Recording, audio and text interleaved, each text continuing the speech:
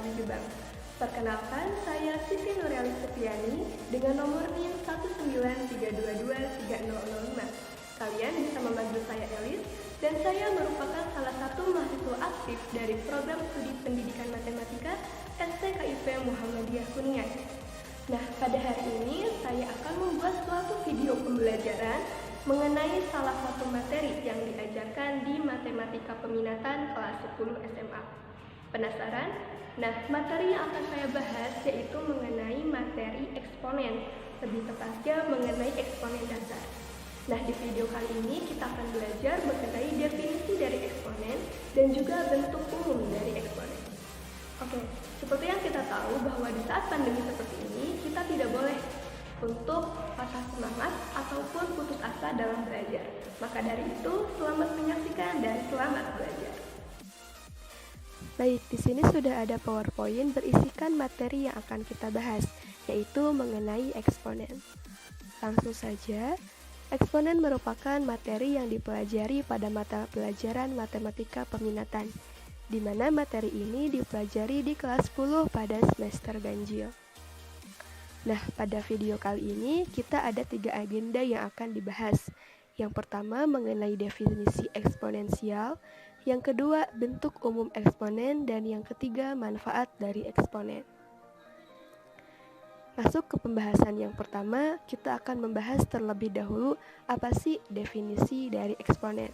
Secara sederhana, bilangan eksponen adalah bilangan yang dikalikan dengan bilangan itu sendiri secara berulang-ulang. Eksponen juga dikenal sebagai pangkat yang menunjukkan nilai derajat kepangkatan. Nah, untuk lebih jelasnya, kita masuk ke bentuk umum eksponen, di mana A pangkat N sama dengan A dikali A, dan seterusnya hingga A dikali sebanyak N faktor. Nah, misalkan N-nya itu 3, maka dikalikan sebanyak 3 kali. Jika N-nya 4, maka dikalikan sebanyak 4 kali, dan seterusnya. Nah, di sini ada syarat bahwa A dan N adalah anggota bilangan real. Jadi tidak bisa kalau misalkan A dan N itu bilangan imajiner ataupun bilangan-bilangan lain selain bilangan real. 5 dikali 5 dikali 5 dikali 5 dikali 5 dikali 5 dikali 5. Pertanyaannya, bagaimana membuat bentuk perkalian di atas agar menjadi lebih ringkas? Nah, kita hitung dulu bahwa 5 di sini ada 7 kali ya. Bentuk perkalian di atas bisa ditulis menjadi 5 pangkat 7. Kenapa? Karena di sini 5-nya itu ada 7 kali. Jadi bisa kita tulis 5 pangkat 7. Nah, di sini ada contoh. Yang pertama, 3 dikali 3 dikali 3 dikali 3. Di sini perkalian 3 ada sebanyak 4 kali, maka bisa ditulis menjadi 3 pangkat 4. Contoh yang kedua, ada cara pembacaan, dibaca 12 pangkat 5. Contoh yang ketiga, 99 dikali 100. Nah, jika ditulis secara manual, mungkin tidak terbayang ya seberapa panjang. Penulisan 99 dikali 99 dikali 99 sebanyak 100 kali. Maka dari itu, dengan eksponen, kita bisa menuliskan secara ringkas, yaitu dengan cara 99 dipangkatkan 100. Contoh yang keempat, dibaca 7 pangkat negatif 2. Contoh yang kelima, dibaca 4 pangkat 1/2. Dan contoh yang keenam, dibaca 6 pangkat negatif 2/3. Nah, dari sini kita belajar bahwa perpangkatannya itu tidak harus bilangan bulat, namun bisa juga bilangan rasional, karena bilangan rasional itu termasuk bilangan real. Nah, di sini masih contoh. Jadi, kesimpulannya, perkalian berulang dapat ditulis dengan lebih ringkas dengan adanya eksponen. Oke, tadi kita sudah membahas beberapa contoh, dan kita sekarang akan membahas pangkat-pangkat yang ada di eksponen. Nah, yang pertama itu ada pangkat bulat positif. Untuk A pangkat N, N adalah bilangan bulat positif, 5 pangkat 3, 21 pangkat 5, dan negatif 2 pangkat 7. Yang kedua ada pangkat 0. Dinyatakan dengan bentuk A pangkat 0 sama dengan 1, dengan A tidak boleh sama dengan 0. Jadi, berapapun bilangannya, mau itu satuan, ratusan, ribuan, atau bahkan jutaan, jika dipangkatkan dengan 0, maka hasilnya itu 1.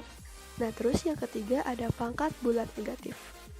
Misalkan ada A pangkat negatif N, maka dapat ditulis menjadi 1 per A dipangkatkan N, dengan syarat A-nya itu tidak boleh sama dengan 0. Jadi bisa diubah nih bentuknya ke bentuk pecahan, lalu dipangkatkan dengan N. Contohnya, ada 4 pangkat negatif 2. Bisa ditulis menjadi 1 per 4 dipangkatkan 2. Nah, jadi pangkatnya itu berubah dari negatif menjadi positif. Contoh yang kedua ada negatif 3 pangkat negatif 5 menjadi 1 per negatif 3 pangkat 5. Nah, jadi yang berubah menjadi positif itu hanya pangkatnya. Kalau basisnya negatif, maka tetap negatif.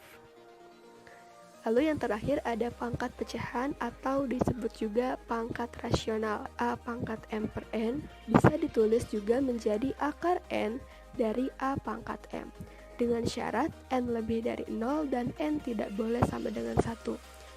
Oke, kita masuk lagi ke contoh. Di sini ada 3 pangkat 2, itu bisa dijabarkan menjadi 3 kali 3. Kenapa? Karena di sini pangkatnya 2, jadi 3-nya itu dikalikan sebanyak 2 kali. Nah, tinggal dikalikan 3 kali 3 hasilnya 9. Oke, contoh yang kedua ada negatif 3 pangkat 2. Nah, berarti sama, negatif 3-nya itu dikalikan sebanyak 2 kali. Negatif 3 kali negatif 3 sama dengan 9. Nah, mungkin teman-teman juga udah tahu bahwa negatif dikalikan negatif akan menghasilkan positif. Begitupun dengan contoh yang ketiga, negatif 3 pangkat 3. Negatif 3 dikali negatif 3 sama dengan 9. 9 dikali negatif 3 sama dengan negatif 27. Nah, di sini tandanya ingat ya, negatif, karena dipangkatkannya itu dengan bilangan ganjil. Nah, jadi apabila basisnya negatif dipangkatkan dengan bilangan genap, maka hasilnya positif.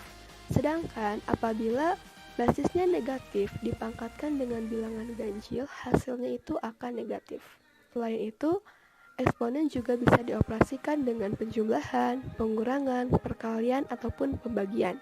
Di sini ada contoh, 3 pangkat 2 ditambah negatif 2 pangkat 3. Caranya itu, kita harus menyelesaikan dulu eksponen yang ada. Jadi, 3 pangkat 2 diselesaikan dulu menjadi 9, baru ditambahkan dengan negatif 2 pangkat 3, di mana negatif 2 pangkat 3 itu kan negatif 8. Nah, baru dijumlahkan, 9 tambah negatif 8 sama dengan 1. Negatif 4 pangkat 3 dibagi negatif 2 pangkat 2. Jika basisnya negatif dipangkatkan dengan bilangan ganjil, di sini adalah 3, maka hasilnya negatif. Jadi, negatif 64 dibagi 4 sama dengan negatif 16. Perpangkatan yang bilangan negatif. Misalkan ada negatif 3 pangkat negatif 2. Jadi kita jabarkan dulu 1 per negatif 3 pangkat 2. Nah, yang pembilang atau 1 dipangkatkan 2 dan yang penyebutnya juga dipangkatkan 2. Baru kita operasikan dan dihasilkan 1 per 9. Begitupun dengan negatif 3 pangkat negatif 3. Nah, jadi kita pangkatkan dulu yang pembilang dan penyebut, barulah dihasilkan. Di sini juga ada contoh yang pengurangan, di mana negatif 9 pangkat negatif 2 dikurangi dengan negatif 3 pangkat negatif 3. Seperti yang awal, kita operasikan dulu nih yang eksponennya, baru kita kurangi dengan angka selanjutnya. Nah, di sini bisa terlihat bahwa hasilnya itu menjadi 4 per 81. Oke, contoh selanjutnya yaitu pembagian, di mana 2 pangkat negatif 6 dibagi dengan negatif 4 pangkat negatif 2. Nah, mungkin teman-teman sudah mulai paham ya. Jadi caranya itu dijabarkan terlebih dahulu, baru dikalikan. Nah, namun bedanya di sini kan pecahan. Ingat materi pas SD bahwa jika ada pembagian pecahan, maka akan berubah menjadi perkalian dan dibalik. Maka di sini ditemukan 1/64 dikali 16 per 1. Hasilnya menjadi 16/64 dan disederhanakan menjadi 1/4. Di sini kita harus ingat bentuk A pangkat M per N akan berubah menjadi akar N dari A pangkat M. Contoh, ada 4 1/2, maka menjadi akar 2 dari 4 pangkat 1. Nah, ini kan bisa keluar nih, bisa diakarkan. Kalau bisa diakarkan, maka boleh diubah menjadi bilangan biasa, yaitu menjadi 2. Terus contoh yang kedua ada 2 pangkat 3/2, berubah menjadi akar 2 dari 2/3. Nah, di sini karena 8 tidak bisa keluar, ya sudah, berarti dibiarkan seperti itu. Contoh yang ketiga ada 5 pangkat 5/2, akan menghasilkan akar 2 dari 625. Nah, ternyata 625 ini bisa dikeluarkan menjadi 25. Dan contoh yang terakhir ada 7 pangkat 2/3, akan menghasilkan akar 5 dari 49. Seperti itu. Nah, kita masuk ke contoh pangkat 0. Seperti yang sudah dibilang tadi, bahwa berapapun basisnya, berapapun angkanya, mau itu satuan, ribuan, jutaan, bahkan miliaran pun, apabila dipangkatkan dengan 0, maka akan menghasilkan 1. Di sini ada contoh penjumlahan, negatif 50 pangkat 0 ditambah 100 pangkat 0 akan menghasilkan 1 ditambah 1 sama dengan 2. Seperti itu.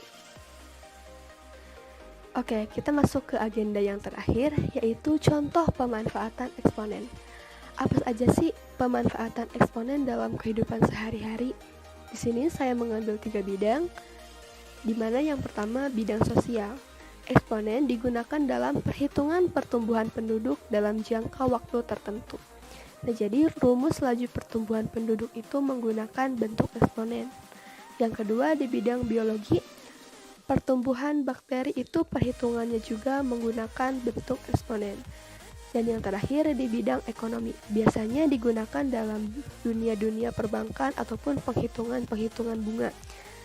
Nah, di sini ada contoh perhitungan bunga majemuk yang rumusnya itu menggunakan bentuk eksponen juga.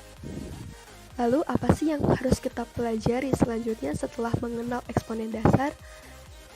Seperti yang kita tahu bahwa mempelajari eksponen itu tidak cukup hanya definisi dan bentuk umum.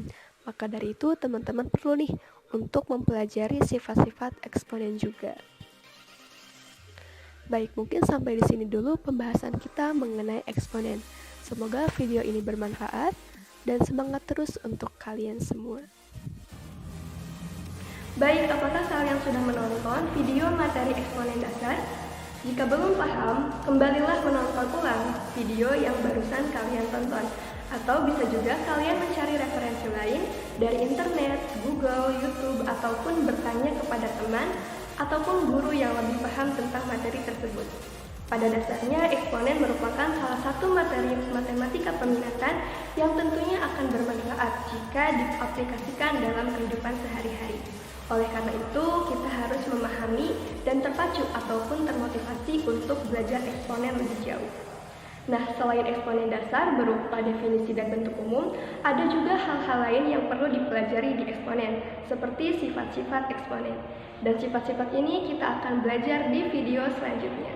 Terima kasih sudah menonton, selamat belajar dan semangat terus. Terima kasih. Wassalamualaikum warahmatullahi wabarakatuh.